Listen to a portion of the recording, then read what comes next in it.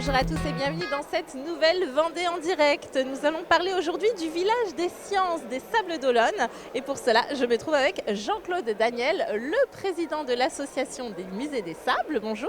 Bonjour. Du sable, pardon. J'ai fait l'erreur. Alors donc, ce village des sciences, finalement, en quoi est-ce qu'il consiste ? Il consiste à s'intégrer dans une manifestation d'envergure nationale. C'est la 31e édition et c'est le ministère de la Recherche et de l'Enseignement supérieur qui organise cette manifestation. Déclinée ensuite en région, puis en département sous forme de coordination régionale puis départementale et soutenue pour les projets éligibles par la région et l'État. Alors ici au Sables d'Olonne, on le voit, il y a beaucoup de stands qui sont prévus et ça va tourner tout au long du week-end. Oui, c'est prévu effectivement 2 journées réservées aux scolaires, donc jeudi, vendredi, et puis samedi, dimanche, réservé à tout public, familial en particulier, et en général ça marche bien. Ouais. L'idée finalement c'est de rendre les sciences marrantes, sympas, on peut dire ça comme ça ? Je pense qu'effectivement il y a le mot fête dedans.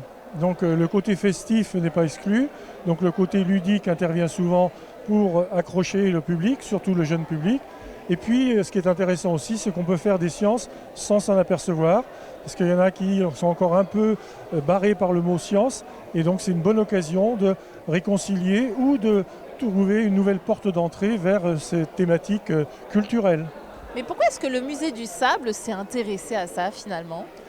Alors l'association du musée du sable s'est intéressée à ça, tout simplement parce que j'ai oublié de mettre le nombre 31 ici, mais c'est ma 31e édition de la fête de la science. Et donc au départ, j'étais enseignant dans un collège, puis on a formé une association et on a continué à œuvrer pour des missions de culture scientifique, de médiation et de diffusion de cette culture scientifique au travers du sable. Et ça fait partie de notre ADN. Alors, qu'est-ce qu'on peut dire sur le thème de cette année ? Alors le thème, c'est le changement climatique. Alors évidemment, c'est en plein dans l'actualité. Question, oui. Alors non seulement c'est dans l'actualité, mais comme vous le savez, c'est même amplifié par des phénomènes extra-scientifiques et extra-environnementaux concernant des événements géopolitiques qui amplifient encore le problème en ce moment. Et donc que nos concitoyens et les jeunes en particulier y soient sensibilisés, ça devient indéniable. En plus, c'est vérifié sur le plan scientifique. Donc on n'est pas dans un domaine d'hypothèse. Maintenant, c'est vraiment confirmé. Et donc, par tous les moyens, il faut trouver des actions, des activités qui permettent au public de s'y retrouver avec une porte d'entrée accessible. Parce que le côté scientifique pur et dur, c'est réservé aux chercheurs. Mais il faut évidemment que nos concitoyens et les jeunes puissent y trouver quelque chose. Et il faut absolument les aider à entrer dans cette thématique. Alors on va montrer un stand de ce village des sciences. On est justement à côté de votre stand à vous. De quoi est-ce qu'il parle déjà ce stand ?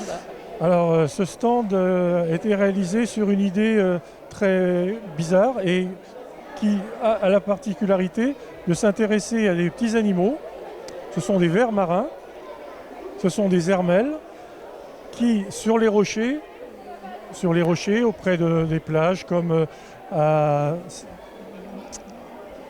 Noirmoutier, au château d'Olonne. Et le plus grand récif d'ermelles qui existe actuellement en France, c'est dans la baie du Mont-Saint-Michel.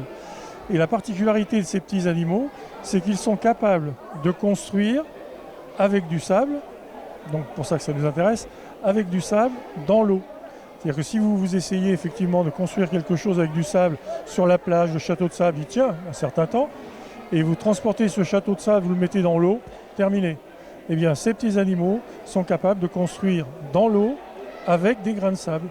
Donc ils ont inventé un liant, une colle, un ciment, qui d'ailleurs a été analysé par des chimistes.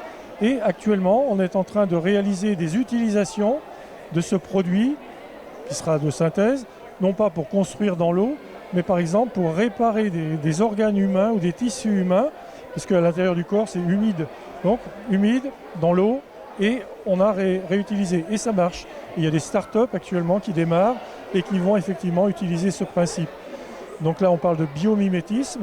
Et par rapport au changement climatique, ces animaux seront-ils impactés ou non par effectivement cette montée des eaux qui va être, qui est en marche, qui est en cours, étant donné que ce sont des animaux qui s'installent sur les rochers et qui ne peuvent plus bouger après. Ils sont fixés. Mais bon, la montée des eaux, la montée de ces animaux-là sur les rochers sera sans doute en corrélation, sauf si la montée des eaux était trop rapide, comme ça s'est passé par exemple en certains endroits du monde pour les coraux, qui n'arrivent pas à suivre, en plus d'autres problèmes de décalcification. Comment on fait pour mettre ces informations-là qui sont extrêmement intéressantes, extrêmement importantes, à la portée d'enfants comme ici aujourd'hui? Voilà. Mais il faut partir tout simplement d'une démarche qui est naturelle, pas pour tout le monde, mais c'est la démarche scientifique. C'est-à-dire qu'on part d'un problème ou d'une observation. Tiens, c'est quoi ça sur les rochers? Ah ben c'est du sable, ah il y a des petites choses dedans. Qu'est-ce que ça peut être? Donc on examine sur le terrain et ensuite on revient au laboratoire, donc avec des instruments scientifiques qui vont permettre par exemple d'avoir des vues rapprochées et puis ensuite de pouvoir effectivement utiliser ces découvertes pour étayer l'hypothèse de départ. C'était par exemple pourquoi elles construisent, comment ils construisent, et avec l'aide de chercheurs, parce qu'il ne faut pas en rester simplement à notre stade de médiateur, il faut aussi aller vers les spécialistes. Et là, par exemple, on a de magnifiques photos, quasiment inédites, qui ont permis de découvrir... Ça a des bonnes bouilles en plus. Alors là, oui. Donc Madame Hermel, ou Monsieur, parce que là je ne suis pas sûr, qui vivent normalement à l'intérieur d'un tube, comme on le voyait. Voilà. Là, vous avez une hermelle extrait de son tube et on voit bien les grains de sable qui sont utilisés et ça tient. Et vous remettez ça dans l'eau, ça tient toujours. Ouais, incroyable. Ouais. Alors sans pouvoir tout détailler, hormis les stands qui se trouvent ici, qu'est-ce qu'on va trouver, les points forts pendant cette fête des sciences? Oui, alors c'est vrai que le village des sciences des Sables d'Olonne, qui précède celui de La Roche-sur-Yon en milieu de semaine prochaine, rassemble une quantité de projets, mais on va en trouver également disséminés sur le département. Et il faut dire que géographiquement, c'est vrai que c'est très bien couvert cette année. On va de l'Île-Dieu à Noirmoutier, à Chaland, on passe à la Châtaigneraie, on passe à Fontenay, on passe à Réaumur, on passe à Fémoreau et bien sûr les deux villages des sciences. Et ici, très rapidement, voilà, qu'est-ce que un événement, citez-nous un événement à ne pas rater?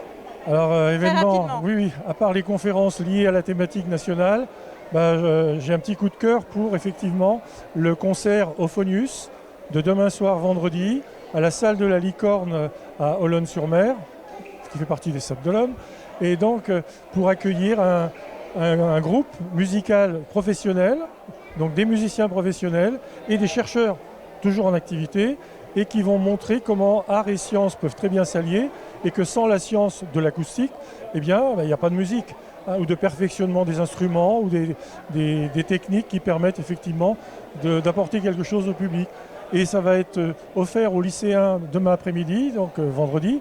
Là, ça y est, c'est rempli. Et puis demain soir, on espère que le public répondra présent. C'est à partir de 20h l'ouverture des portes. Et ça permettra effectivement, pour les gens qui vont d'habitude à des concerts plus classiques, de découvrir un petit peu l'autre côté, tout en restant un spectacle. Mais oui, bien sûr. Ouais. Voilà, donc une très belle expérience parmi beaucoup d'autres à découvrir sur le site internet du Musée du Sable, ainsi que le site de la Fête de la Science, Pays de la Loire. C'est la fin de cette émission. Merci de nous avoir suivis. À très bientôt.